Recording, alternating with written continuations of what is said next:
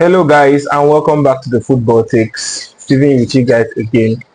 Just to give you a lowdown on the weekend and what happened in the weekend. Yeah, as we see, all Premier League sides complete their fixtures. Yeah, it was a very eventful weekend to see the very least. Yeah, I don't think eventful, so it covers all it was, but yeah, I think it will try.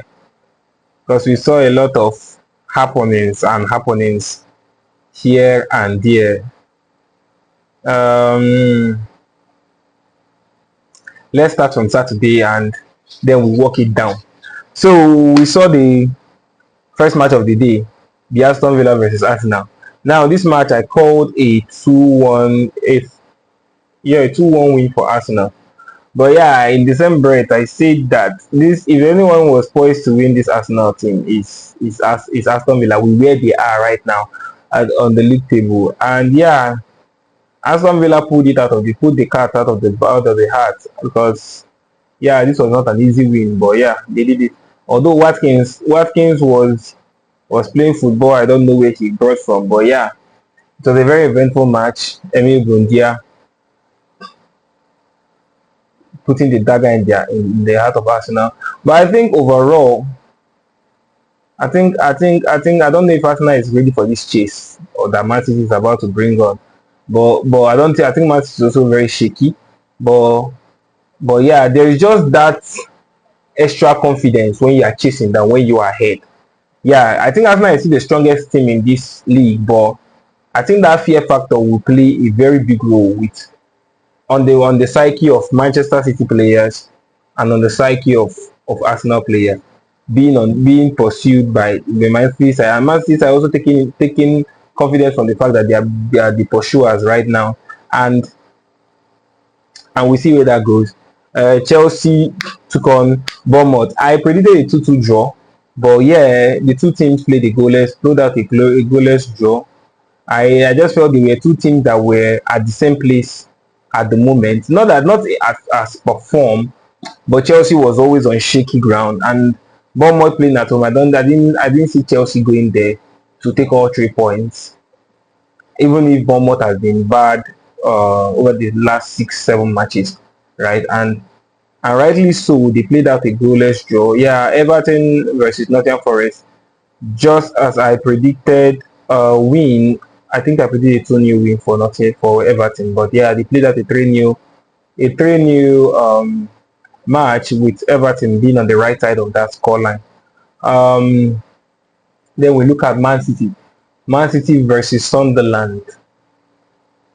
Started off as a very eventful match. Started off a very interesting one. And yeah, Sunderland was, doing their stuff, sitting back, mitigating the attacks from Man City, but boom, out of the blues, Ruben Diaz opens the scoring with a long range strike, followed by a Gravio header subsequent in the second half. I think Lafi is to blame for probably the two goals, but that would be too harsh. But yeah, he was poor marking on the defensive side of Sunderland. They switched off. They were so confident that they switched off, and yeah, they got picked out for it. And yeah, that was basically the story of the match. Then we look at Newcastle versus Burnley. I think Burnley made a meal of this one. Like they they allowed the match get to kg, in my own opinion, because I think 2-1 is not the right scoreline. These guys were already red card down in the first half. They were already 2-0 up in the first half. So how they end up having a 2-1 scoreline is I believe it's just them making a meal of that match. And then Tottenham Hotspur versus Brentford. Tottenham at home. I predicted this match as a Tottenham win. and rightly so, but not as I expected it, because these teams are set piece lords, right? We know them as set piece teams, and I expected them to be also a set piece team and gloriously score their most of their goals from set pieces. But this was basically Javi Simon's show. He took the match by the scruff of the neck. I think he was played in the right position finally, where he was allowed to drop deep and drift and play behind the 9 man. And I think that was just a perfect flow, because he made incisive runs and was dangerous throughout the match for Brentford. They couldn't handle him. And yeah, he was just in my Javi Simon's masterclass. He got an assist. I think that was him getting off the mark in one of either of them for the Premier League. And yeah, good showing. The big dog um, in the Tottenham Hotspur taught his manager how his former assistant how it was done. And yeah, Leeds versus Liverpool. Now this is where I got it all wrong. I guess I made a sentiment filled prediction, because Liverpool was 2-0 up at everything was gritty and gloomy. But the thing is that it's not about the players switching off. It's just that Leeds Leeds showed Liverpool too much respect. I believe if Leeds came out and attacked Liverpool, this match could have been way better for them, because we were out of it. Our defense was shambolic. The moment we were asked to answer questions, it just went up in the sky. It went up in smokes.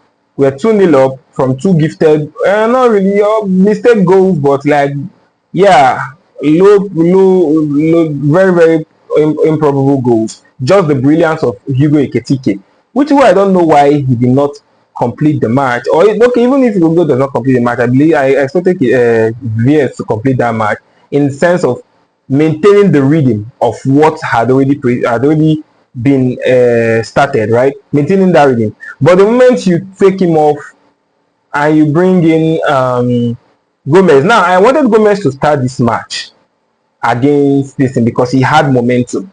Now the thing with Gomez over the years is the fact that he does not just come into a match and gel. He takes Gomez match like a huge number of minutes for him to situate himself in the match. And not to say that anything happened where like they caused the goal or anything. That was just Liverpool's defense getting tested. We weren't tested throughout the match. And one thing I would say about Arne Slot is that I kind of see a pattern with him. He believes that this is just a phase, right? He believes this is a phase, that there's no problems. Because when I hear him talking in interviews, I saw him. There was a goal we were scored by Brentford where Damsgaard found an incisive pass to Schade. And when we saw everybody, like everyone saw that goal and was like, Curtis Jones, if he had even pressed a bit, right? If he had put pressure on Damsgaard, this pass wouldn't have been this perfect. But because Damsgaard was afforded the space, because that was a video by, I think, TNT Football, they were just interviewing him, and he was like, no, that's not it. That he doesn't even blame Curtis Jones for that. That he blames that he does not understand how his defense has this amount of number of players behind the ball, and this can happen. And I probably was praising Damsgaard's ability to cross the ball or something. But what I see about, because even when he analyzed this match against Sunderland, he was like, they didn't have a lot of chances, but the ones they had, they took it, and this does not happen in most football games. So in the sense of like, this was luck and this was not it. This is not how football goes, but they were just lucky to get these 3 goals. And yeah, now that penalty is funny, but obviously Liverpool is outrightly the most robbed team in the Premier League. There is no one that comes close to Liverpool at this point. I think it's almost we are playing. It's almost as if we are playing against 12 men every week. But yeah, that's story for another podcast. That's another video altogether, right? Because it's unbelievable. Like, no, I don't think any other thing can boast of or bring the amount of evidence we have against us. But that thing was so soft. He bought what was his name? I forget the name of this Italian, Yanto. Yanto, he bought the this. He saw that he was sliding and he was tried to block the ball. He literally stopped and waited for contact. But that was it was also obvious that that was bought and was so premeditated that, and even very soft. It was very soft contact and the guy just, but yeah, the ref gave it. It was Anthony Taylor. It is what it is, right? So he cooked and that was it. But what I would say is that I would say that we stood no chance. We stood no chance, even without that penalty. We didn't the moment they just started cooking on applying pressure on my defense, it just went away from us. So yeah, we then look at West Ham versus Brighton, a very very interesting match. I didn't expect Brighton to suffer this much against, but I think I predicted a Brighton win. I'm not really too sure of my predictions on that one. Crystal Palace versus Fulham.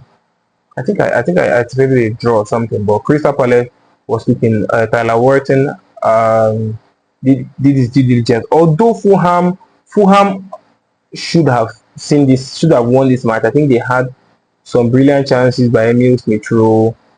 And yeah, the goal from Wilson. Oh, what was that? That was cooking. Then Manchester United on the road, they beat Wolves. Wolves at this moment is everyone's fair meal. Everyone's fair meal. Bruno Fernandes leaving his footprint on every goal, almost every goal though. 2 goals and an assist in a 4-1 win over Wolves. And yeah, that's the wrap over the weekend. I think most of my predictions came in. I think probably more than half of it. Not as per like the accurate predictions, but like draws and wins and what have not.